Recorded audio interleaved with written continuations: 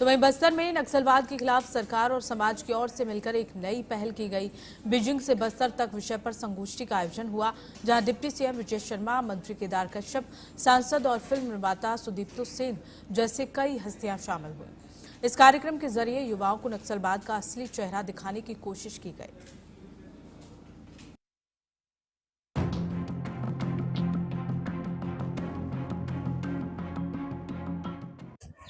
बस्तर बदल रहा है, बस्तर की तस्वीर बदल रही है। बस्तर का आम नागरिक अब नक्सलियों के खिलाफ आवाज बुलंद कर रहा है। सड़कों पर उतर करके नक्सल के जो क्रूर चेहरे हैं उसके खिलाफ आवाज लगा रहा है, नारे लगा रहे हैं। उन पीड़ितों की आवाज है कि बस्तर में शांति स्थापित हो।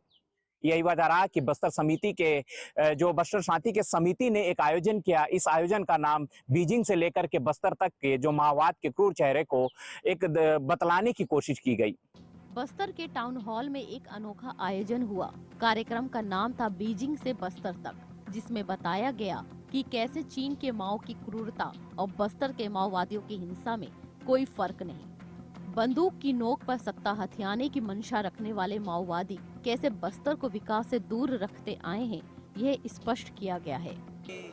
हत्या हो जाना, एलिमिनेशन हो जाना या 100, 200, 300 माओवादियों की खत्म हो जाना, ये अच्छी न्यूज़ है, क्योंकि ये बंदूकधारी जितना कम हो उतना अच्छा है। लेकिन लड़ाई, मैंने मेरी बातों पे भी बोला, लड़ाई बंदूक का नहीं है, लड़ाई विचार की है, इंटेलेक्चुअल लड़ाई है। और ये काफ़ी गंभीर लड़ाई है, क्योंकि वो किसके साथ लड़ाई है वो चेहरा आपके सामने नहीं है, उनको आप जानते हैं उनकी सोच से, तो लड़ाई तो कठिन है। इस आयोजन के बाद शहर में एक बड़ी रैली निकाली गई। बस्तर संभाग के 7 जिलों से पहुंचे नक्सल पीड़ितों ने नक्सलवाद के खिलाफ नारे लगाए और अमर जवान स्मारक परिसर में अपनी बात रखी। कई लोगों ने अपने परिवारों पर हुए हमलों की दर्दनाक दास्तान सुनाई। जबकि सुकमा जिला से हूँ और मैं इस साल 12th क्लास पास आउट हूँ।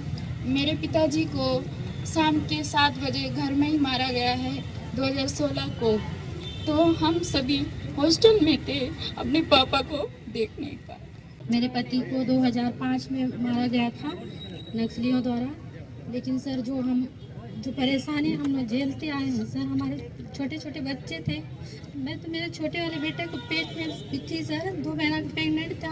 और जब हम लोग को गांव से भी भगाया गया सर, हम कहाँ जाएंगे पता नहीं चला हमको। लेकिन 2005 से हमको बोला गया था कि सरकारी नौकरी दिया जाता है, लेकिन हम बहुत घूमे सर, लेकिन हमको नहीं मिल पाया। 2011 में हमको नौकरी मिला सर।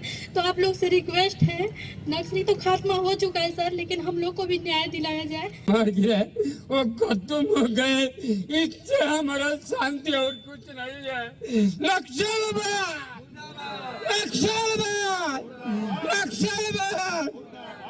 मैं पूर्व से भाजपा पार्टी करता था, इसी कारण से आज उस समय 2007 में मेरा नाना मुन्ना बच्चा को मार गिराए।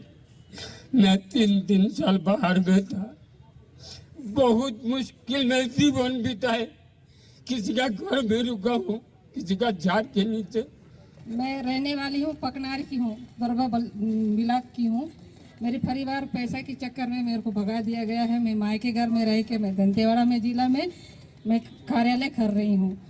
और मेरे बच्चे लोग भी छोटे छोटे थे। मेरे पति को पकड़ के ले जाके दूसरे गांव ले जाके मारे हैं नक्सली लोग। मैं बहुत दुखी में थी, और बच्चे को कैसे करके पालूं, कहाँ ले जाके पालूं बोल के बहुत दर्द हुआ मुझे। इन पीड़ितों में एक ऐसी भी युवती थी जिसने बताया कि साल 2016 में उसके पिता ने कांकेर पुलिस के समक्ष आत्मसमर्पण किया था और यह उम्मीद जागी थी कि सरकार के द्वारा उन्हें पुनर्वास नीति का लाभ मिलेगा।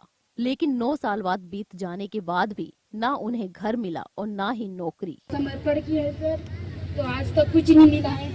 हम लोग भानु में झोपड़ी बना के रह रहे हैं सर। झोपड़ी के लिए भी बहुत लड़ाई होता है, और नौकरी के लिए भी कलेक्टर के पास दिए हैं, आईजी साहब के पास भी दिए हैं। यहाँ आके आज तक कुछ नहीं मिला है sir.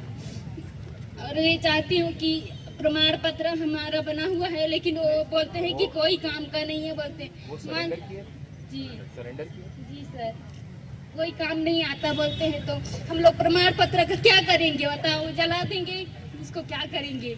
Deputy CM Vijay Sharma ने सभी पीड़ितों की बातें सुनी और कहा कि ये सिर्फ शुरुआत है, हम इसे मार्च 2026 तक खत्म करने का संकल्प लेकर काम कर रहे हैं। उन्होंने कहा, जो जवान नक्सल मोर्चे में लड़ रहे हैं उनसे हाथ मिलाओ तो करंट लगता है। भैया नक्सलवाद या जिस तरीके से हुआ है वो अब स्वयं को माओवादी कहलाना भी पसंद करते हैं। माओवाद क्या है, इसका कहां से शुरुआत हुआ, इसमें क्या क्या घटनाएं हुई है, उसको एक बार समझने और जानने की ज़रूरत है। तो 1989 में बीजिंग के थियानमेन स्क्वायर में जो मैसिव मैसेकर हुआ था उसको समझने की ज़रूरत है, लोगों को बताने की ज़रूरत है कि बंदूक की नली से जब सरकार बनती है तो वो सरकार बंदूक से ही बात करती है। गजब का जोश है, गजब का उत्साह है, जवानों की भुजाओं की ताकत गजब है। जवानों से हाथ मिलाओ तो करंट लगता है। बस्तर अब बदलाव चाहता है। नक्सलवाद को जड़ से खत्म करने के लिए सरकार, सुरक्षा बल और समाज एकजुट हो रहे हैं। नक्सल पीड़ितों की आवाज अब दबेगी नहीं, वो अब बस्तर की नई तस्वीर लिखना चाहते हैं। बस्तर में नक्सलवाद के खिलाफ ये अभियान सिर्फ एक कार्यक्रम नहीं बल्कि परिवर्तन की आवाज है, जिसे बस्तर के युवा जान चुके हैं। एक तरफ नक्सल मोर्चे पर लगातार सुरक्षा बलों को सफलता मिल रही है, तो वहीं दूसरी तरफ बात की जाए तो प्रदेश के गृह मंत्री विजय शर्मा ये कह रहे हैं कि अगर शांति वार्ता के लिए वे तैयार होते हैं तो वे लाल कारपेट बिछा करके उनका स्वागत करेंगे। बहरहाल अब देखने वाली बात यही होगी कि 2026 तक के जिस तरीके से केंद्रीय गृह मंत्री अमित शाह ने जो डेडलाइन तय किया है, क्या नक्सलवाद का सफाया होगा या नक्सली शांति वार्ता को लेकर के तैयार होंगे। Shankar, TNP news, Bastar.